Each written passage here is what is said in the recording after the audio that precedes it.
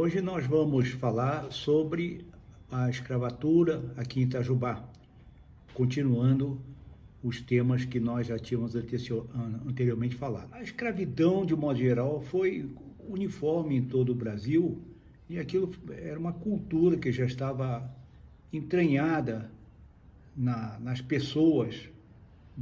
Várias figuras aqui de renome tinham seus escravos, tudo registrado, temos até registrado no livro lá na Igreja Matriz.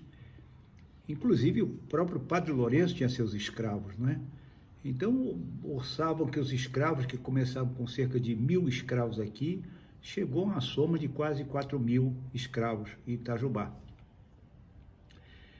Eles, naturalmente, eram a mola propulsora, principalmente na lavoura daquelas épocas, né?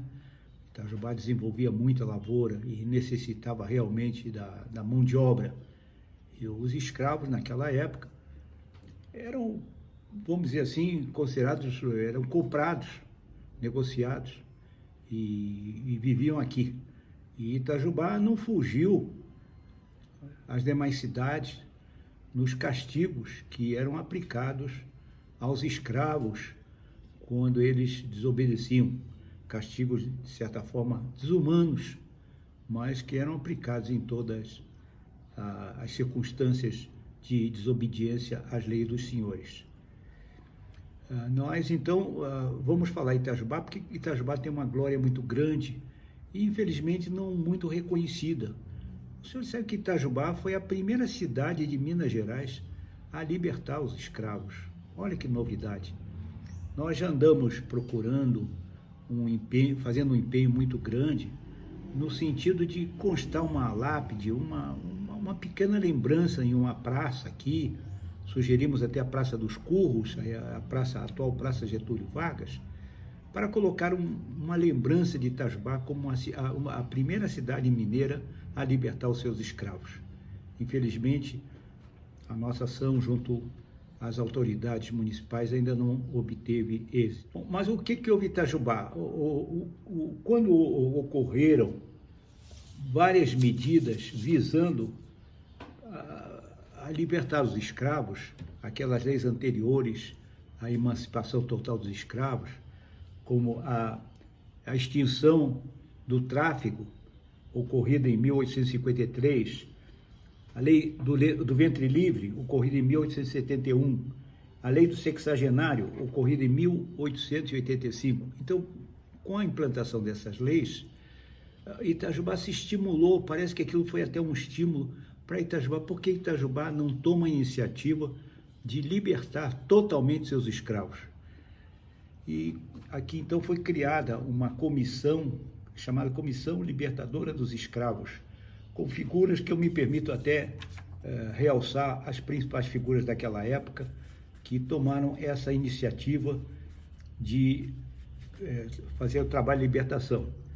O presidente Antônio José Renó, Adolfo Augusto Olinto, José Pereira dos Santos, Joaquim Francisco Pereira Júnior, João Carneiro Santiago Sobrinho, Cristiano Brasil, Aureliano Moreira Magalhães, Ismael Pinto de Noronha, entre muitos outros, mas esses faziam parte, então, dessa chamada Comissão Libertadora, que passou a agir de uma maneira bastante intensa no sentido de ocorrer a libertação total, a extinção dos escravos.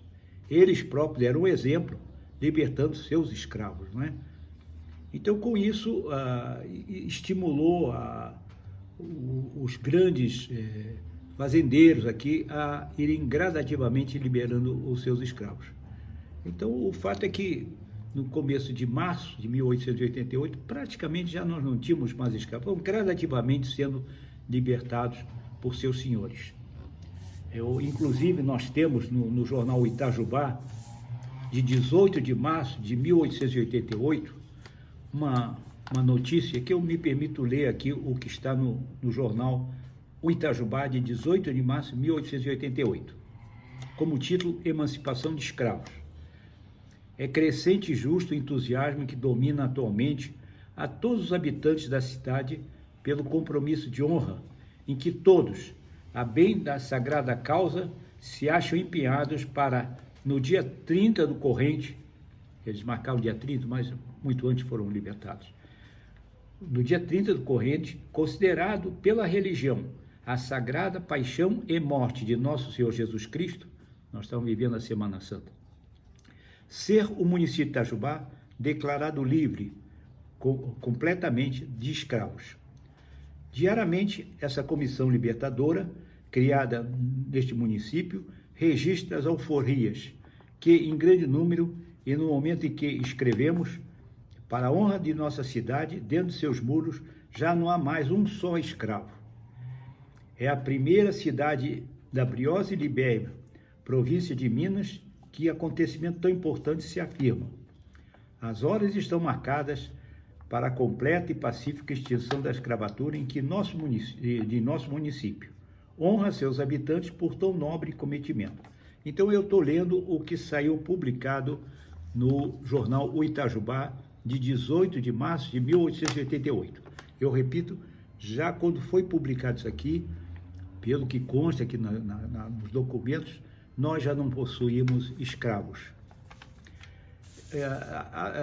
Essa notícia da libertação dos escravos antecipada, já se cogitava da Lei Áurea, que só, como sabemos, dia 13 de maio de 1888, mas isso trouxe uma grande repercussão nacional.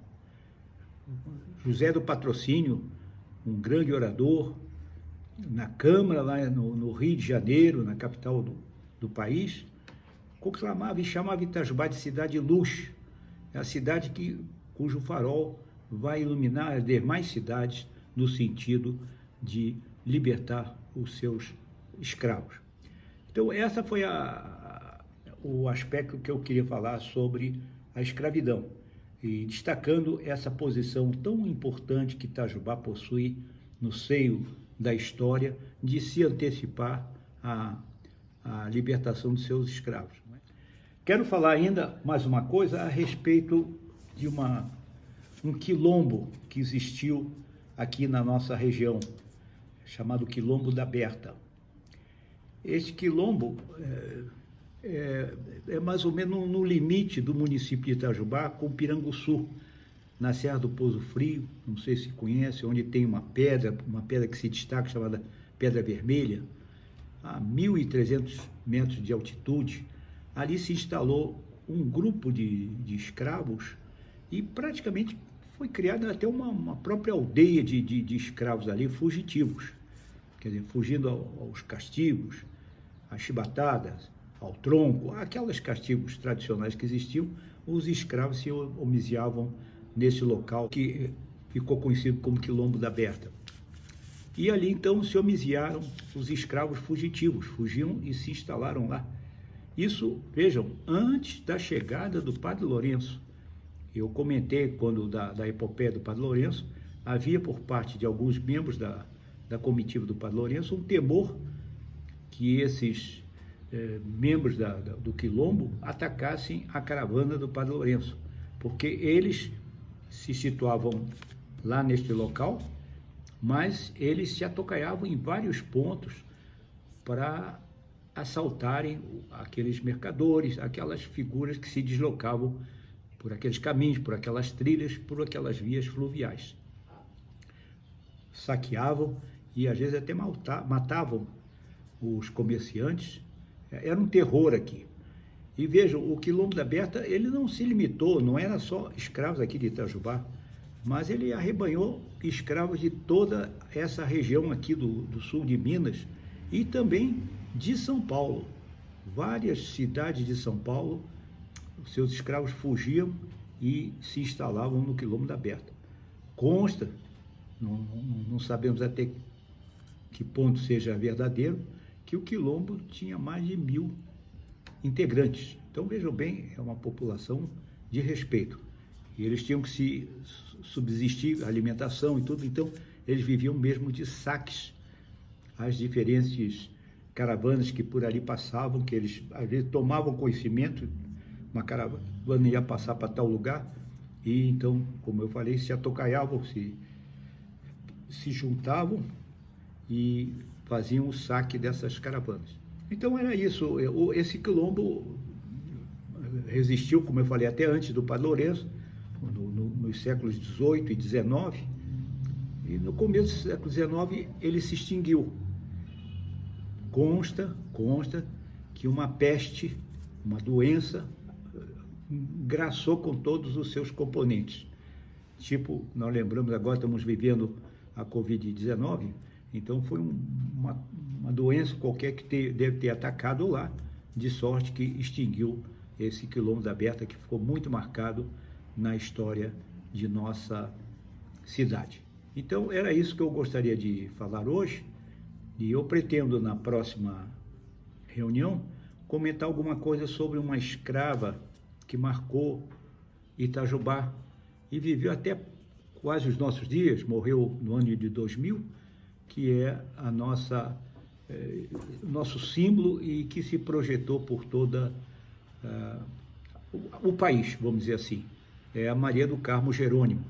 Nós pretendemos, na próxima reunião, falar alguma coisa sobre essa escrava que teve uma repercussão bastante grande e falar também, a pedido de alguns companheiros, sobre a mulher de bronze, Gabriela de Moura Fonseca, que também marcou muito a nossa história. Então, tanto a mulher de bronze como a escrava Maria do Carmo Jerônimo serão os pontos que nós vamos tratar na próxima reunião. Muito obrigado.